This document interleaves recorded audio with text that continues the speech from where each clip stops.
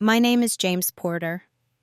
I'm in my late 30s now, and for most of my adult life, I've been someone people would describe as steady, dependable, the kind of man who shows up early, leaves late, and doesn't make much noise about either. I've worked in a professional field that values reliability over visibility, and I built a reputation as someone you could trust with responsibility, just not necessarily with the spotlight. If you'd asked people who knew me back then to describe me, they might have said I was quiet, maybe even a little passive. Not weak, just agreeable. The sort of man who doesn't argue in meetings, who listens more than he speaks, who lets others take credit if it keeps the peace. At home, I was the same. I believed that harmony was something you protected by softening yourself around its edges. This story isn't about revenge. It isn't about proving someone wrong or painting myself as a hero after the fact. It's about clarity, how it arrives slowly, almost invisibly, and how easy it is to miss the warning signs when they're wrapped in familiarity and love. The title of this story mentions money, and yes, finances play a central role. But what I'm really talking about is control, the quiet kind.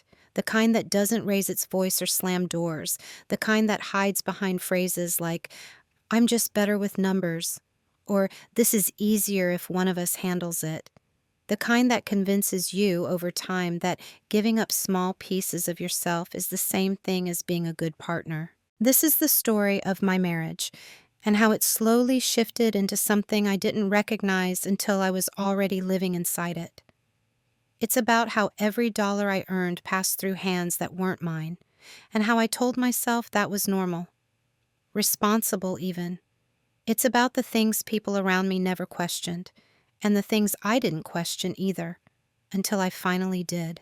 There are no dramatic confrontations in this story, no screaming matches, no sudden triumphs. What happens instead is quieter than that, more uncomfortable. Because the truth is, most real damage doesn't announce itself. It settles in gradually, disguised as routine. I'm sharing this now not to ask for sympathy and not to assign blame, but because I know there are people listening who might recognize pieces of themselves in what I describe.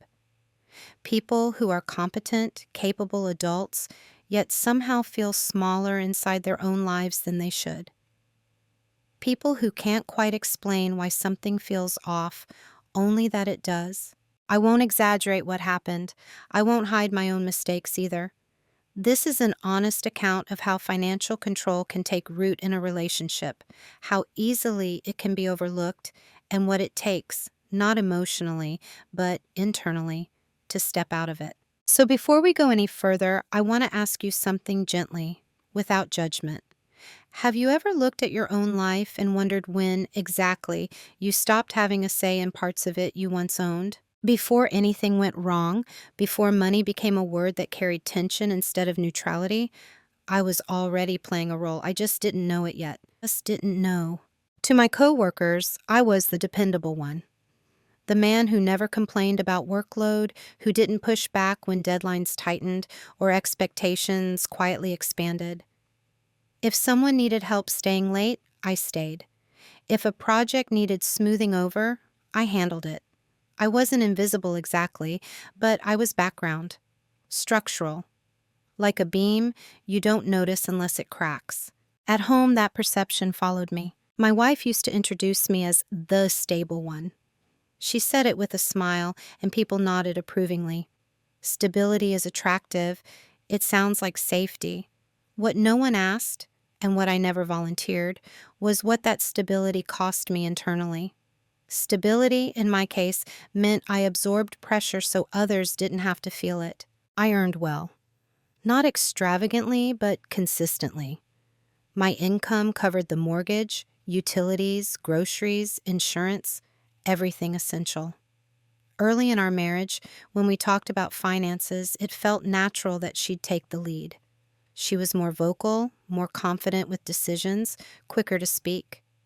I told myself that division of labor was healthy. I worked, she organized, teamwork. People around us reinforced that idea without realizing it. Friends would joke that I was lucky not to have to worry about bills. Family members praised her for keeping things together, and every time I smiled and agreed, because disagreeing would have felt petty, unmanly even. What they didn't see was how quickly my role narrowed. I wasn't asked what I wanted to spend money on. I was informed what we were prioritizing. I wasn't consulted about long-term plans. I was reassured they were handled. At first, it felt like relief. One less thing to think about after long days at work. I mistook the absence of friction for balance. When people looked at us from the outside, they saw a functional marriage. No public arguments, no visible chaos. I was calm, she was decisive. It fit a narrative everyone understood: the quiet husband, the capable wife. And I leaned into that identity because it was easier than questioning it. Inside, though, something subtle was happening. My sense of ownership over my own life was thinning, not dramatically, but incrementally. Like erosion, you only notice once the shoreline is already gone. I stopped checking bank statements regularly. I stopped asking questions that might sound like doubt. I told myself trust meant letting go. If I'm honest, part of me liked being underestimated. There's a strange comfort in low expectations.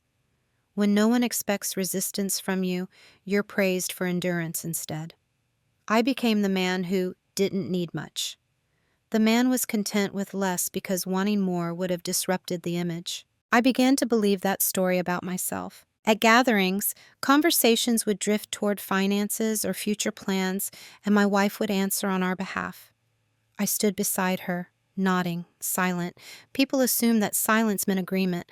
I let them. Speaking up felt unnecessary, even indulgent. Looking back now, I can see that I was slowly being reduced to a function rather than a participant. Provider, support, background stability. Useful but not consulted. Present but not central. And the dangerous part is this: none of it felt abusive at the time. It felt normal, because nothing was taken all at once. No one grabbed control outright. I handed it over in small, reasonable pieces, each one justified by love, trust, or convenience. Each one is invisible on its own. That's who I was to them back then. The man who didn't push back. The man who made things easier by making himself smaller. The man everyone thought they understood, because I never gave them a reason to look closer. And for a long time, neither did I. The first moment didn't feel important. That's what made it dangerous. It happened on an ordinary evening, the kind that disappears into memory unless something goes wrong. I had come home later than usual, tired but in a good mood. I just received a modest performance bonus at work, not life-changing, but enough to feel proud of. I remember mentioning it casually while we were clearing dishes from the table. Her response was immediate and practical. "That's good," she said. "We'll put it toward the credit card." Not what we should consider. Not what do you want to do with it. Just a statement, decided, closed. I nodded.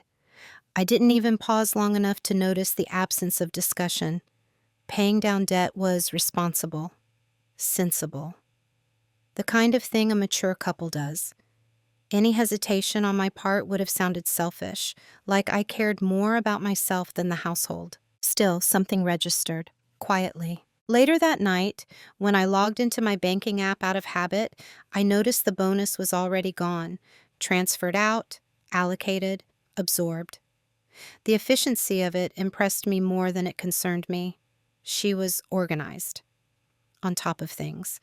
I told myself that was a good thing. That was the first cut.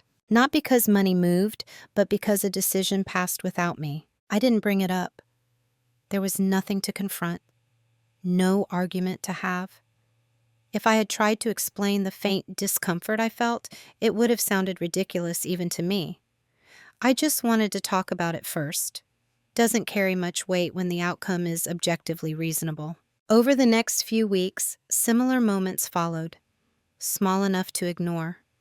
Familiar enough to normalize. I mentioned wanting to replace my aging laptop, something I use daily for work. She told me to hold off for now because we were tight this month. I accepted that explanation without question. After all, she saw the numbers. I didn't.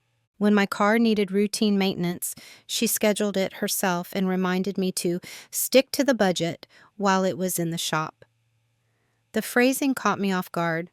Stick to the budget, as if it were a set of rules I was prone to breaking rather than a shared plan I helped create.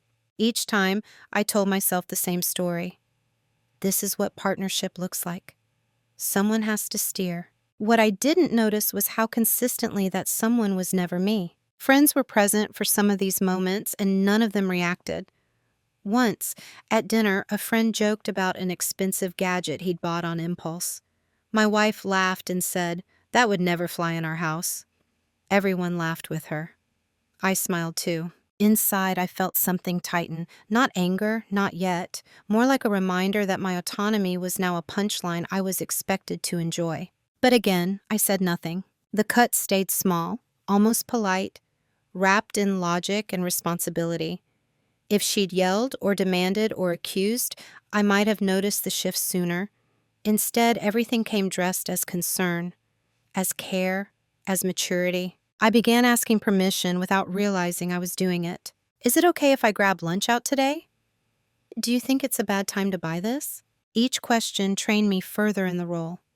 Each approval reinforced the hierarchy. And because the answers were usually reasonable, sometimes even kind, I never felt justified in resisting. The people around us saw a healthy dynamic. A couple with clear roles, a wife who managed details, a husband who trusted her. What they didn't see was how trust, when unexamined, can slowly hollow out choice. That first small cut didn't bleed. It didn't hurt enough to name. But it marked the beginning of something important. The moment my financial life stopped feeling like mine and started feeling like something I was allowed to participate in, conditionally. And once you accept that condition once, it becomes easier to accept it again. What happens after the first small cut isn't shocking. It's repetition.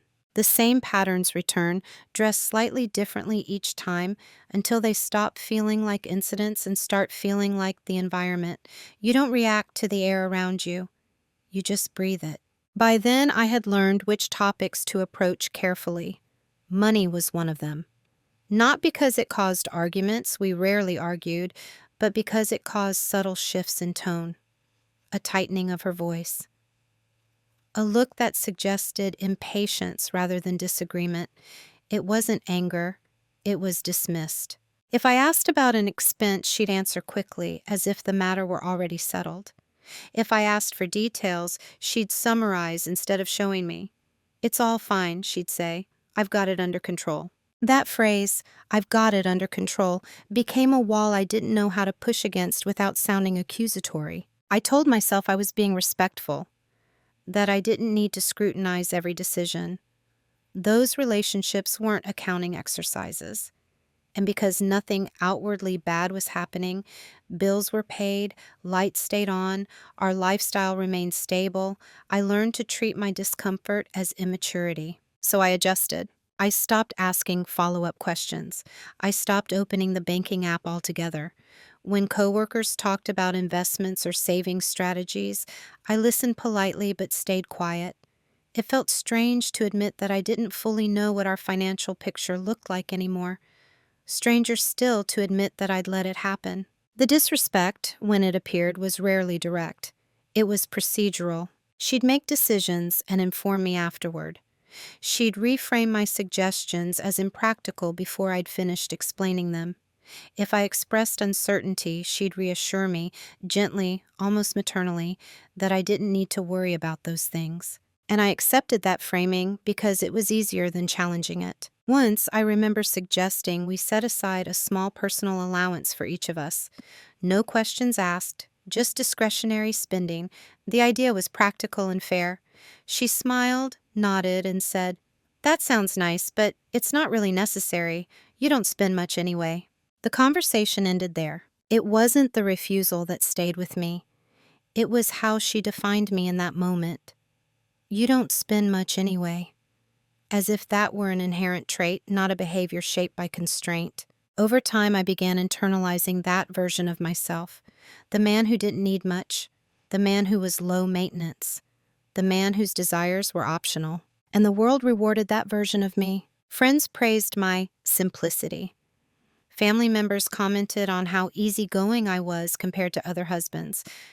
Even at work, my willingness to accommodate made me indispensable.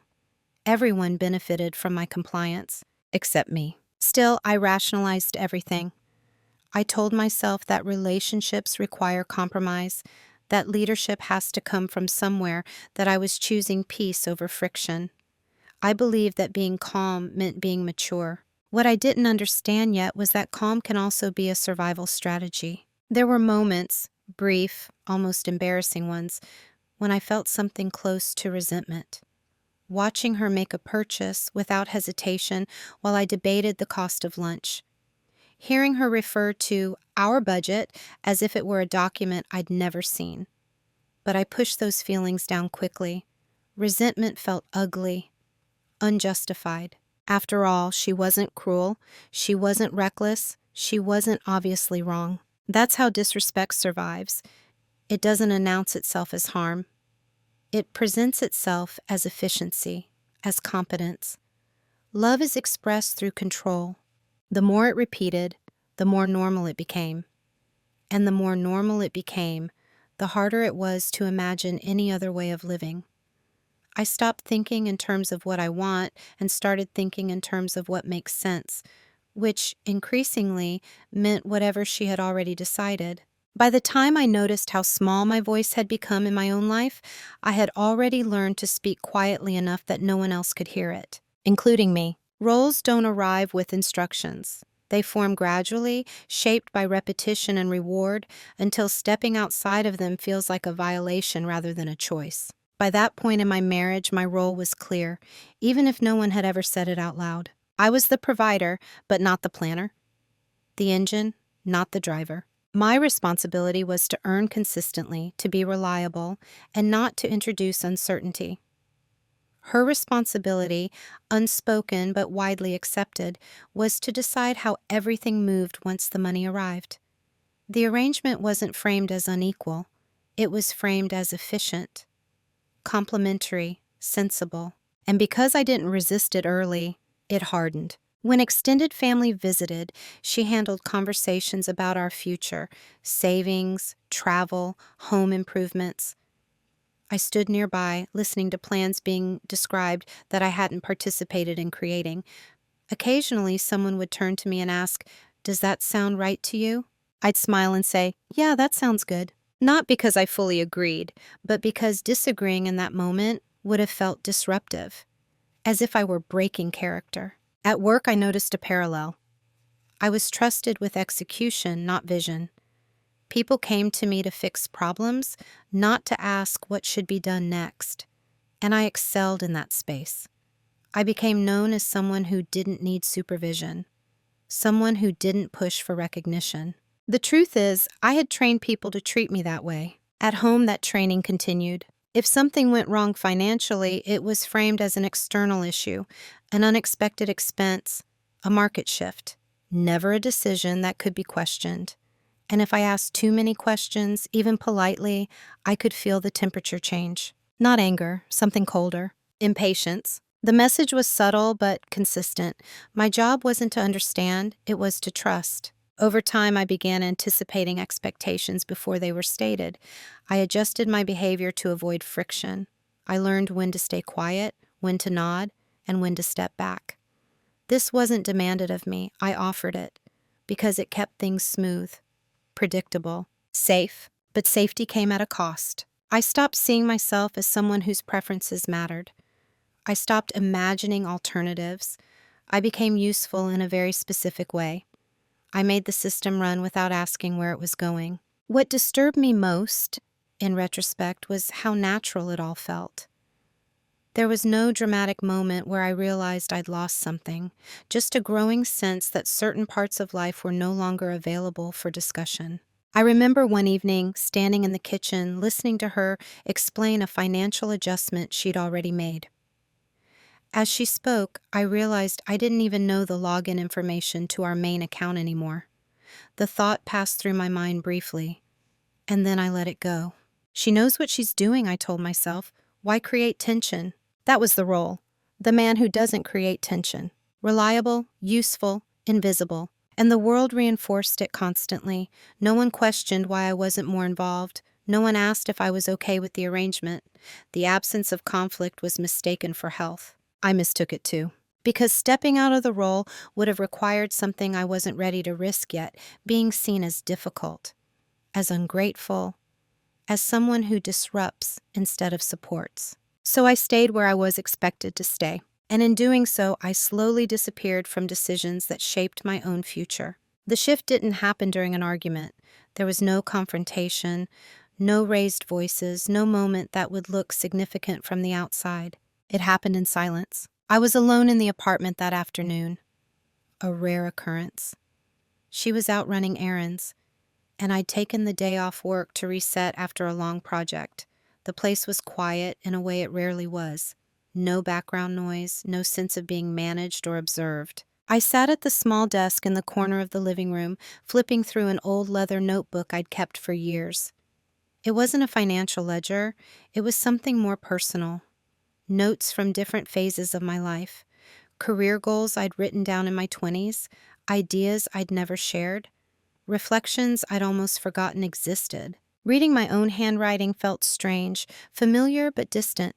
I came across a page where I'd written about autonomy, about wanting a life where I understood the systems I lived inside. I wasn't dependent on someone else to explain my own situation to me. At the time, it had felt like a basic adult expectation. I closed the notebook and sat there longer than I meant to. That's when the question surfaced, not angrily, not dramatically, but with unsettling clarity. When was the last time I actually saw our full financial picture? Not a summary, not a reassurance, the actual numbers. I tried to remember and I couldn't. The realization didn't cause panic, it caused something quieter. A sense of misalignment, like discovering you've been walking slightly off balance for years without noticing, and suddenly you feel every step. I stood up and opened my laptop. Logging into my email, I searched for old bank notifications. Most of them stopped years ago. I hadn't noticed when they'd disappeared. I assumed settings had changed, or that she'd consolidated accounts for simplicity. Efficiency, I thought. But the longer I sat there, the less comfortable that word felt. I didn't confront her when she got home. I didn't even mention what I'd been thinking. I watched her move through the apartment, confident, efficient, certain. The same certainty I'd relied on for years. For the first time, it didn't reassure me. That night, lying in bed, I noticed how carefully I chose my words when we talked. How instinctively I avoided questions that might sound like challenges. I saw the pattern clearly, almost clinically. And I understood something important. Nothing external needed to change for me to feel this way. The shift was internal. I wasn't angry. I wasn't planning anything. I was simply no longer asleep to the imbalance. The next morning, I woke up with an unfamiliar sense of resolve. Not to confront, not to accuse, but to understand. I wanted information, not to win an argument, but to ground myself in reality again. For the first time in years, I felt the difference between peace and avoidance. Peace has weight, avoidance is hollow. And I had been living in the hollow. I went through the day as usual. Went to work, answered emails, spoke when spoken to. No one noticed anything different, but internally, something had aligned. I realized that silence until now had been reflexive, automatic, the silence of someone trying not to disrupt. What I felt now was different. It was intentional. I didn't know yet what I would do with that clarity. I didn't have a plan. I didn't even know what I might find if I looked more closely. But I knew one thing with certainty. I would no longer choose ignorance just to preserve comfort. That day didn't change my marriage on the surface. Nothing looked different. But internally, the axis had shifted. And once that happens, there's no going back to the way things were. Before that shift, my silence had been passive. It was the absence of resistance, the default setting of someone who believed harmony required self-erasure. Afterward, silence became something else. It became deliberate. I didn't announce any change. I didn't start asking questions out loud. From the outside, nothing about my behavior shifted. If anything, I became even calmer, even more agreeable. That was the part no one noticed. The difference between silence born of avoidance and silence chosen with intent looks identical to everyone else. But internally, I was listening differently. When she talked about money, I paid close attention to phrasing, to what was said with certainty and what was glossed over quickly. I noticed how often decisions were framed as already completed actions. I took care of it, I moved some things around. It's better this way. I stopped filling in gaps with trust and started registering them as gaps. At work, I did the same. I began treating my own life the way I treated complex systems on the job, observing patterns, identifying dependencies, understanding flows, not to interfere yet, just to see clearly. I started documenting small things privately: dates, comments, decisions that affected me but didn't include me. Not in a paranoid way, in a grounded way. I wrote them in the same leather notebook alongside work notes and reflections. It felt almost grounding, like reclaiming a part of my attention that had been outsourced for years. My silence, meanwhile, was misread. She seemed more relaxed than ever. With no questions coming from me, there was no friction to manage. The system ran smoothly. Friends commented on how easy our relationship seemed, how we never fought about money like other couples. I listened to those comments without reacting. What they didn't realize was that I was no longer quiet because I believed everything was fine. I was quiet because I was gathering context. There's a difference between being passive and being patient. Patience requires awareness. One evening, she mentioned in passing that she'd shifted some funds to prepare for an upcoming expense. No numbers, no accounts mentioned, just an update. I nodded, as I always had. But this time I noted it. The language, the lack of specificity, the assumption of consent. Another night, she joked that I'd be lost if anything ever happened to her because I didn't know how to manage our finances. She laughed. I smiled. Everyone laughed. Inside, I felt something settle, not anger, but certainty. That joke wasn't accidental. It was a belief she'd grown comfortable expressing out loud. And the fact that it didn't occur to her that it might be inappropriate told me how deeply the dynamic had set in. Still, I didn't react. Silence gave me something I hadn't had before: space to think without being steered. I began reviewing my own pay stubs at work, comparing them to what I remembered seeing deposited. I didn't accuse, I didn't assume wrongdoing. I simply noticed discrepancies in timing, not amounts, delays that hadn't existed before. That alone didn't mean anything, but patterns rarely announce themselves all at once. I reminded myself constantly: clarity first, conclusions later. The power of silence when chosen is that it reveals without provoking. People continue behaving exactly as they always have. They don't adjust for scrutiny. They don't exist. And so I stayed quiet. Not small, not afraid, just attentive. For the first time in years, my silence wasn't something done to me. It was something I was actively using to understand the shape of my own life before deciding whether it needed to change. What people misunderstand about preparation is that it rarely looks like action. There were no secret phone calls, no dramatic spreadsheets open late at night, no sudden personality shift. What I did instead was smaller, quieter, and far easier to miss, especially for people who already believed they understood me. I paid attention. That was it. I started with myself.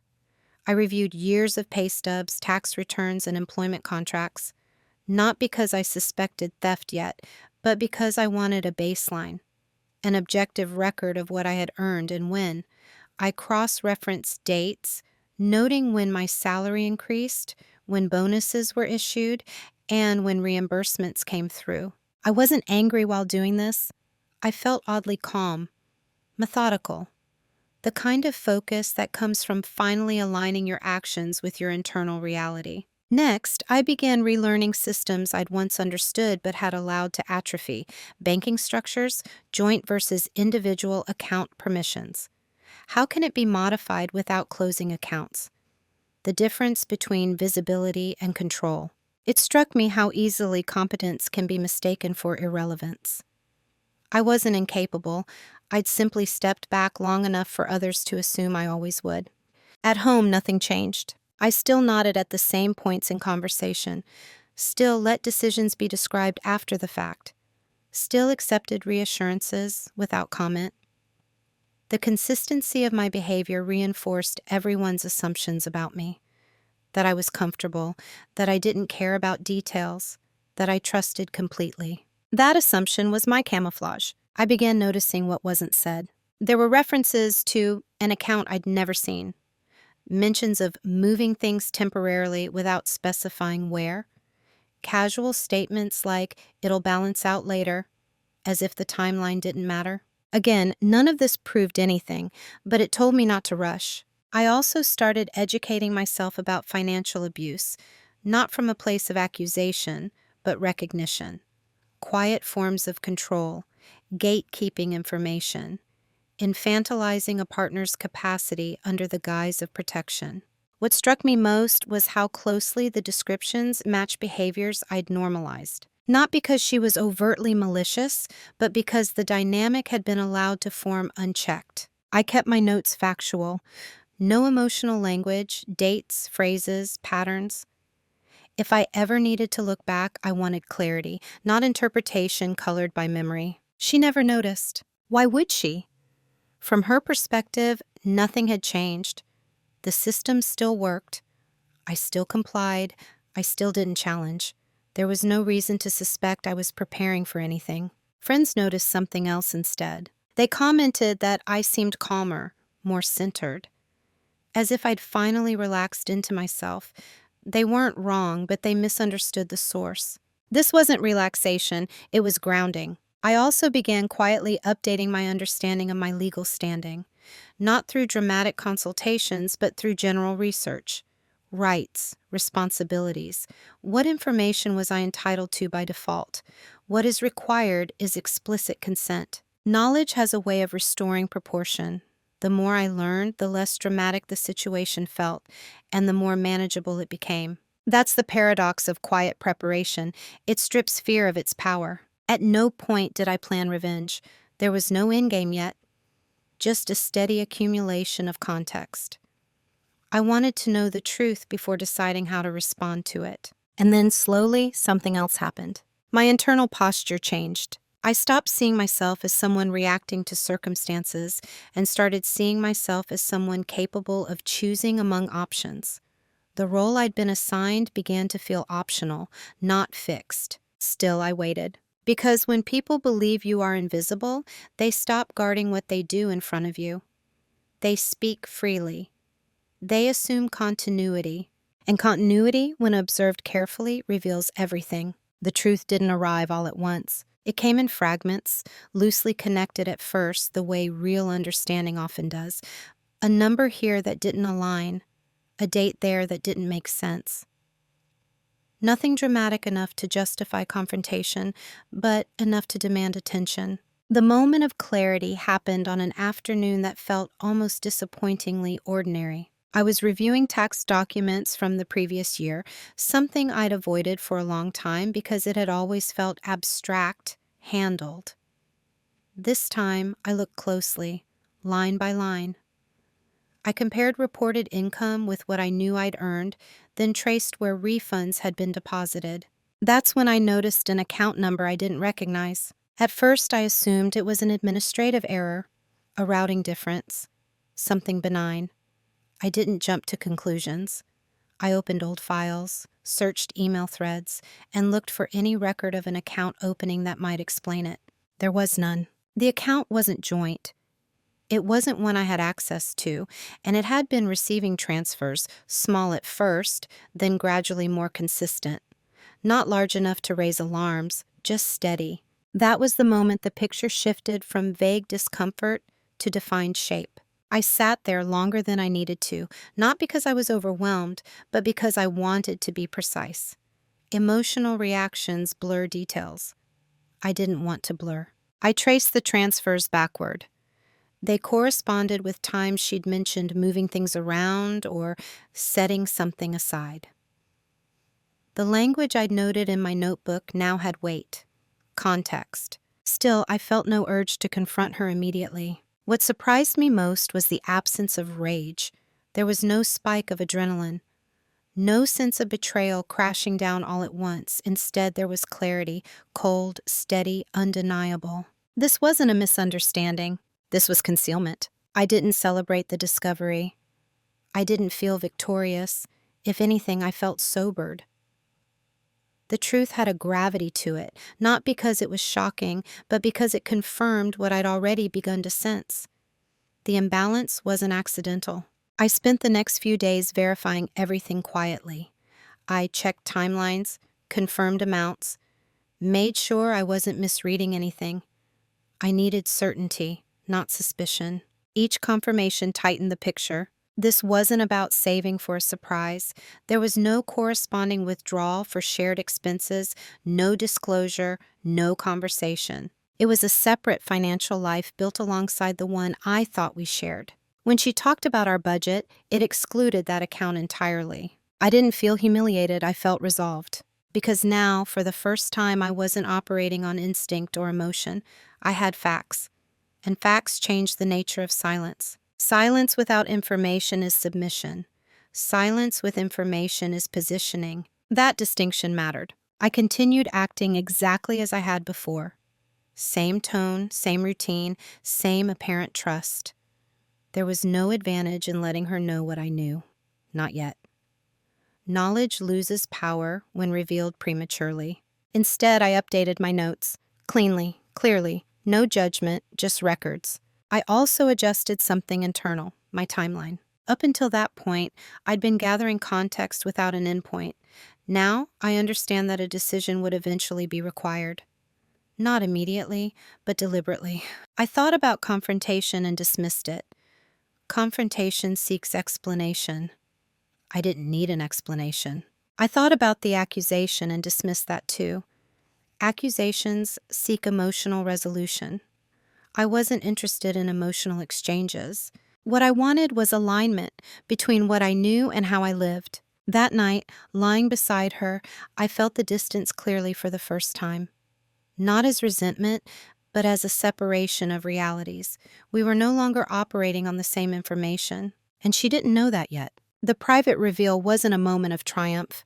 It was a moment of final clarity. Once you see the structure you're standing in, you can no longer pretend it's something else. And from that point forward, every choice I made would be informed.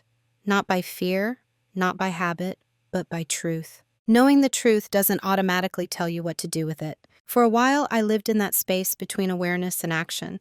The facts were clear now, but clarity brings responsibility. Once you understand what's happening, inaction becomes a choice of its own. I gave myself time, not out of hesitation, but out of respect for the weight of the decision ahead. I needed to understand not just what could be done, but what should be done, given who I wanted to be on the other side of this. There were options. I could confront her immediately, lay everything out, ask why, demand explanations. Many people would have. It would have been justified, but I knew myself well enough to understand what that path would lead to. Deflection, emotional escalation, rewritten narratives. Confrontation would center her response, not my reality. I could ignore it. Tell myself it wasn't worth the disruption. Rationalize that as long as our needs were met, the structure didn't matter. That option was familiar, comfortable. It would require the least immediate pain. But it would also require me to shrink again. There was a third option, quiet, irreversible, and grounded in reality rather than emotion. I could realign my life with the information I now had. That didn't mean revenge. It didn't mean punishment. It meant withdrawing my consent from a system I had never explicitly agreed to, and doing so in a way that didn't depend on her cooperation or understanding. The more I considered it, the clearer it became. This wasn't about money anymore. It was about authorship. Who was writing the terms of my life? I thought about the years I'd spent being easy, about how often I'd been praised for not needing much, about how silence had been mistaken for agreement. And I realized something that felt both sobering and liberating.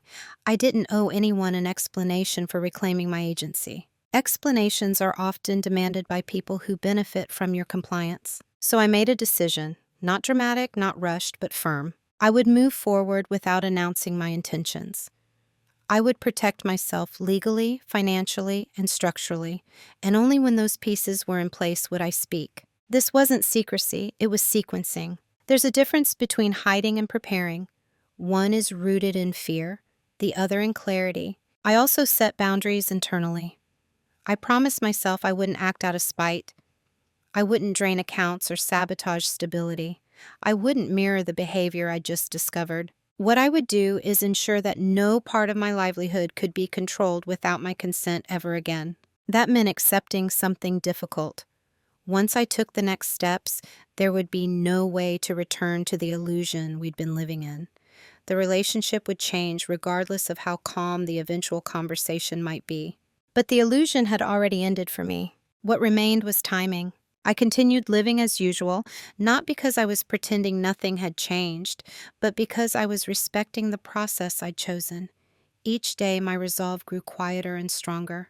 I wasn't angry when I made the decision. I was steady. Steady enough to know that this choice would cost me something, but that not making it would cost me more. When people talk about turning points, they imagine moments filled with emotion. This one wasn't like that. It was defined by the absence of doubt, of urgency, of noise. Just a clear line drawn internally. Once crossed, there was no going back. Once the decision was made, everything became very simple. Not easy, but simple. I didn't rush. Rushing would have introduced mistakes, and mistakes would have created noise. What I needed now was stability, not speed. Every step had to be deliberate, boring, and defensible. I started with separation, not emotional but structural. At work, I updated my direct deposit information, quietly. No announcements, no dramatic shift in spending, just a new account opened solely in my name, receiving my income going forward. The change took effect in the next pay cycle. No one noticed. There was no reason they would. At home, nothing looked different. Bills were still paid, groceries still stocked, the rhythm of daily life remained intact. That was important. Sudden disruption would have raised questions, and questions invite scrutiny. I also began reestablishing visibility over my own financial footprint. Credit reports, account access, passwords I hadn't touched in years. I wasn't trying to take anything back yet. I was simply ensuring I understood what existed and where my name was attached. There's a strange calm that comes from reclaiming competence you never truly lost, only abandoned. I consulted professionals in the most unremarkable way possible. Not dramatic meetings, not crisis language, just information. I asked questions, listened, took notes, confirmed assumptions. Every answer reinforced the same truth. Acting quietly and within the system protected me far more than emotional confrontation ever could. And so I stayed quiet. She continued speaking about finances as she always had, confidently, abstractly, without specifics. I responded as I always had, calm, agreeable, non-intrusive. The continuity reassured her. She believed the system was unchanged. It wasn't. What shifted wasn't visible yet, but it was foundational. Control requires dependency, and dependency had begun to dissolve. I didn't cut her off. I didn't threaten stability. I simply ensured that my future earnings could no longer be redirected without my knowledge. That distinction matters. Silence during this phase wasn't avoidance, it was insulation. It prevented interference. It allowed systems to reset without emotional distortion. The most revealing part was how little resistance there was. When someone assumes your compliance is permanent, they don't guard against its absence. They don't prepare for autonomy returning. They don't imagine a scenario where you quietly step out of the role they've assigned you. So she didn't notice. Friends didn't notice either. From the outside, we still looked like the same couple. Still calm, still functional, still aligned. That's the danger of equating peace with health. Internally, I felt something I hadn't felt in years, grounded. Not powerful, not triumphant, grounded. Each step I took reduced my anxiety rather than increasing it. That's how I knew I was moving in the right direction. Fear thrives in confusion. Clarity starves it. I was careful not to overcorrect, No sudden spending, no symbolic gestures, no attempts to prove anything to myself. This wasn't about performance, it was about stability. By the time the second paycheck landed in my own account, I felt a quiet confirmation settle in. Not relief exactly, more like alignment. My actions finally matched my understanding. Still, I said nothing.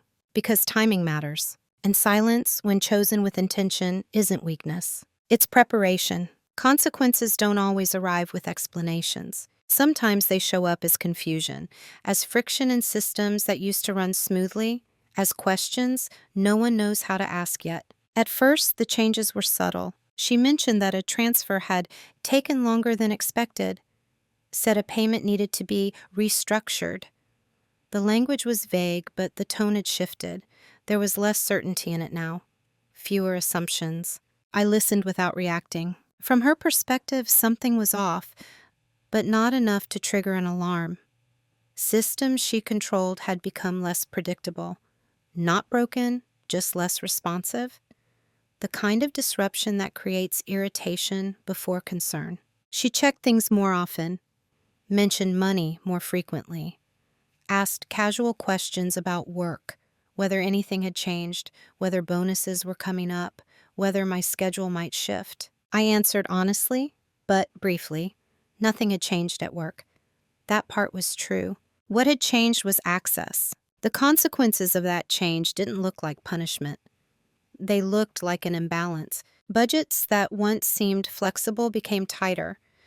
Decisions that had been made confidently now required reevaluation.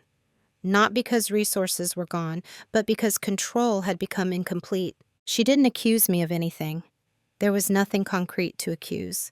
From her vantage point, the system was simply behaving differently, and that difference unsettled her. I noticed small signs of stress. Not panic, just unease. She double-checked expenses, revisited conversations we'd already had, tried to reassert certainty through reassurance. "It's fine," she'd say, more to herself than to me. "I'll figure it out." I nodded. What struck me most was how quickly the dynamic began to reveal itself once the flow changed. Without confrontation, without argument, the imbalance became visible through reaction alone. Control feels invisible until it's interrupted. Friends picked up on the shift before she did. They commented that she seemed distracted, preoccupied, less confident when talking about plans. No one connected it to me. Why would they? I was still the same quiet presence, still agreeable, still not interfering. The role I'd played for years protected me now. At home, the atmosphere changed subtly. Not hostile, just tense in a way that hadn't existed before. She asked more questions, not directly, but indirectly. Tested assumptions. Sought reassurance that the structure she relied on was still intact. I didn't withhold reassurance cruelly. I just didn't offer more than was asked. That restraint mattered. The consequences weren't dramatic because I hadn't made them dramatic.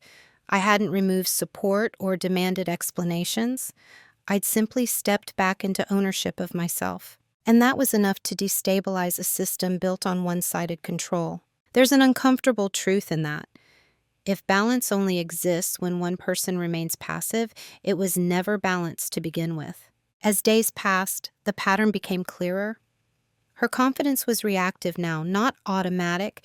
She adjusted, compensated, tried to restore equilibrium without understanding what had shifted. I watched, not with satisfaction, but with confirmation. The system required my compliance to function as it had, and my compliance was no longer guaranteed. Still, I waited. Because this phase wasn't about resolution yet, it was about observation, about letting consequences surface naturally without interference. I didn't need to prove anything. The structure was proving itself. The moment panic arrives, it often disguises itself as urgency. That's how it showed up for her. Not as fear at first, but as sudden attentiveness, a sharp increase in concern framed as care. She began asking more direct questions about timelines, upcoming expenses, and future plans. The tone was still controlled, but the edges were sharper now. Something she couldn't see had changed, and she could feel it. She suggested we sit down and review things together. The phrase was new, collaborative. A few weeks earlier, that kind of conversation wouldn't have been necessary. Things had been handled. I agreed without hesitation. Not because I was ready to explain, but because I wanted to see how she framed the problem. When we sat down, she spoke first. She explained that cash flow had been tighter than expected, that some adjustments she'd made weren't yielding the results she'd anticipated, that it might be a good idea for us to revisit how we manage things. There was no admission, no acknowledgement of concealment, just a recalibration of tone, as if the issue were logistical rather than structural. I listened carefully. This was the point where, months earlier, I might have stepped back into the old role, reassured her, deferred, accepted the explanation, and moved on. But that version of me no longer existed. Still, I didn't confront her, not yet. I asked neutral questions about numbers, about accounts, about access. Each question was reasonable, none was accusatory, and each one created a pause, small but noticeable. She answered selectively. General figures, rounded estimates, high-level explanations. When I asked for specifics, she offered summaries instead. When I asked about certain transfers, she deflected with timing issues. The pattern was unmistakable. What she was trying to fix wasn't the breach of trust. It was the loss of control. That's when I understood something important. Even if she had confessed in that moment, even if she had apologized sincerely, it wouldn't have changed the reality. Because trust doesn't fracture at the moment of discovery, it fractures at the moment of concealment, and that moment had passed long ago. I could see now that any attempt to fix things was reactive. It was motivated by instability, not accountability. The system was only being questioned because it had stopped working as intended, not because it was wrong. She sensed my distance and responded by increasing reassurance, promises of transparency, offers to do better. The words were carefully chosen, but they arrived too late, because they weren't accompanied by the one thing that mattered: full disclosure. I didn't argue, I didn't accuse, I simply didn't re-enter the system. And that refusal, quiet, calm, unwavering, was something she didn't know how to respond to. She asked if I was upset. I said no, which was true. I wasn't upset. I was done. Done pretending that collaboration could exist without equality. Done accepting partial information as trust. Done shrinking to preserve a structure that only functioned when I was absent from it. That conversation marked the end, even though neither of us said it out loud. From that point forward, her attempts to regain stability became more visible and more desperate. Suggestions, reassurances, subtle pressure.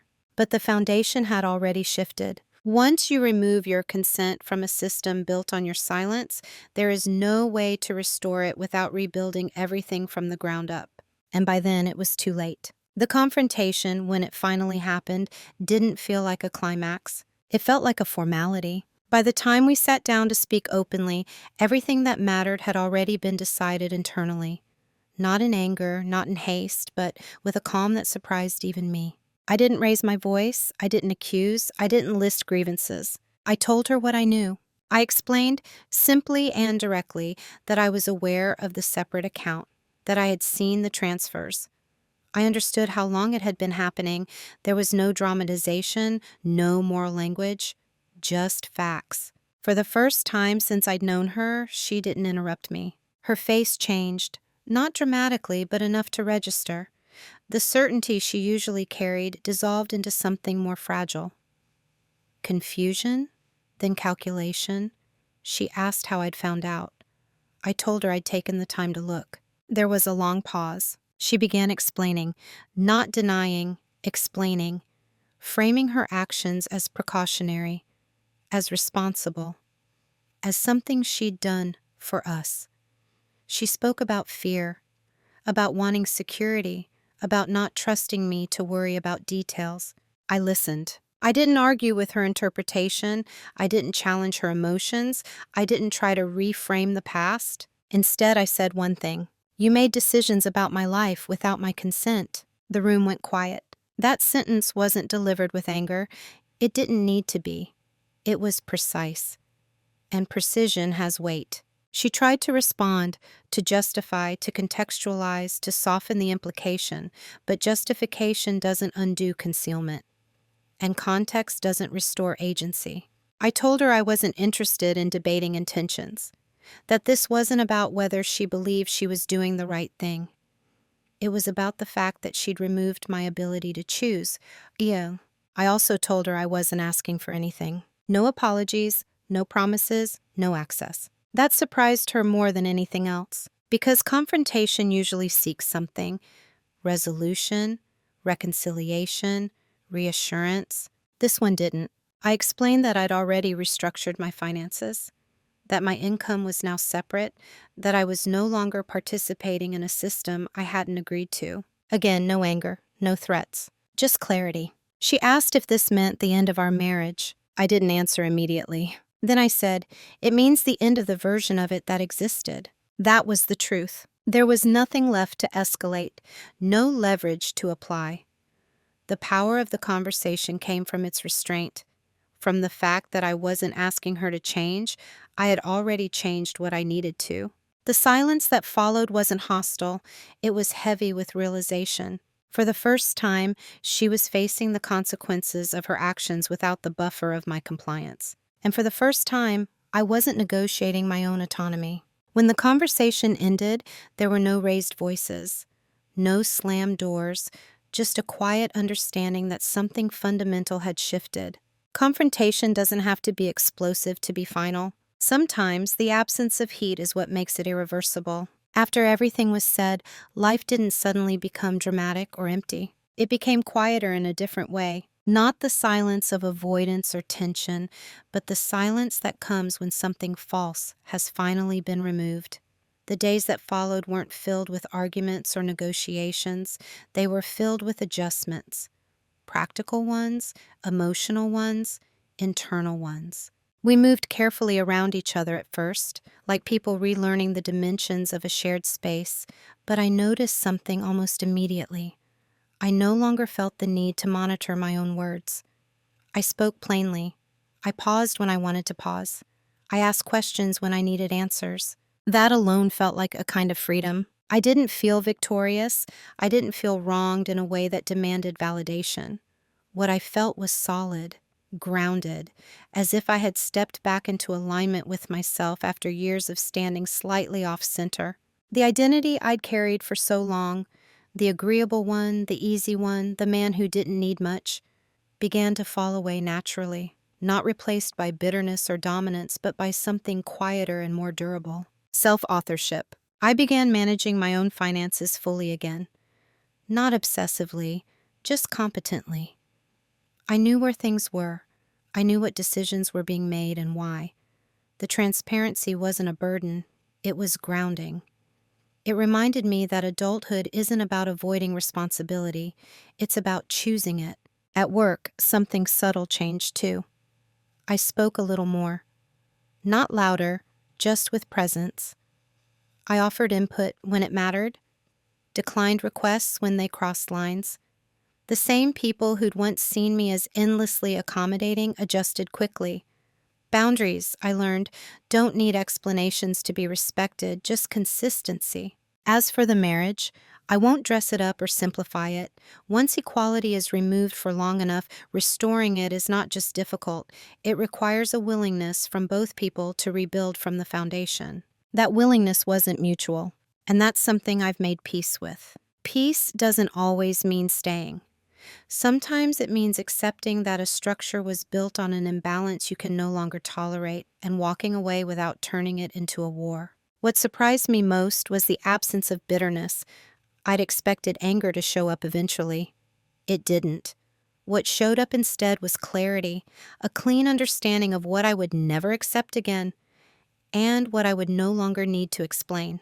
I'm still a quiet person, still reflective, still calm, but I am no longer invisible to myself. I understand now that silence isn't a virtue unless it's chosen, that cooperation without consent is not harmony, and that being underestimated can be dangerous, not because it weakens you, but because it teaches you to disappear. The man I am now doesn't seek control over others. He seeks authorship over his own life.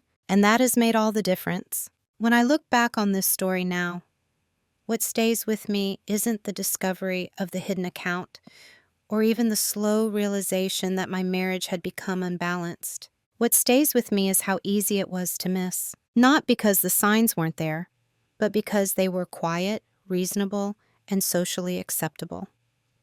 Control rarely announces itself as control. More often, it arrives dressed as competence, as care, as efficiency. And when that happens, especially in relationships, we're taught to be grateful rather than curious. That's the danger. Financial abuse doesn't always look like restriction or punishment. Sometimes it looks like being relieved of responsibility, like not having to worry, like someone else handling things so you can focus on other parts of life. Until one day you realize you're no longer participating, you're being managed. I don't tell this story to position myself as a victim or to paint my former partner as a villain. Real life is more complex than that. People act out of fear as often as they act out of malice, and intentions, even flawed ones, don't always come from cruelty. But intentions don't erase impact. What matters in the end is agency. Every adult deserves authorship over their own life, over their labor, over the systems that shape their future. When that authorship is removed, slowly, subtly, for their own good, something essential is lost. And often, the person losing it is the last to notice. If there's one thing I hope you take from this, it's not suspicion or cynicism. It's awareness. Ask questions early. Stay curious about the structures you live inside. Not because you distrust people, but because trust without visibility isn't trust at all. It's abdication. Silence isn't inherently noble. Compromise isn't inherently healthy. And peace that requires you to disappear isn't peace. It's avoidance wearing a calmer face. I didn't reclaim my life by becoming louder, harsher, or more aggressive.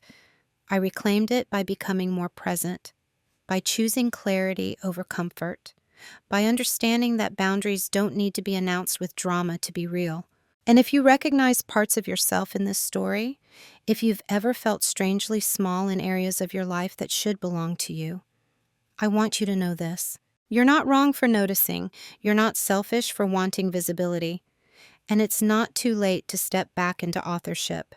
I'm curious to hear from you. Have you ever experienced a situation where control was disguised as care or silence was mistaken for agreement? Share your thoughts in the comments.